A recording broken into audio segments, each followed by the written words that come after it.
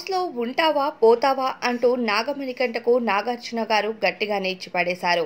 Big boss హౌస్‌లో weekend వేడి మొదలైంది. మూడో వారం నాగార్జున గారు స్టేజ్ పైకి వచ్చి కంటెస్టెంట్స్ అంతా ఈ వారం చేసిన రచ్చ కోసం గట్టిగానే మాట్లాడారు. అలానే ఒక్కొక్క కంటెస్టెంట్స్ దుమ్ము దులిపేశారని చెప్పాలి. ఇక నాగమణికంటతో నాగార్జున గారు మాట్లాడుతూ, ఈ వారం నువ్వు చేసిన పనులకు నాకు చాలా కోపం వచ్చింది.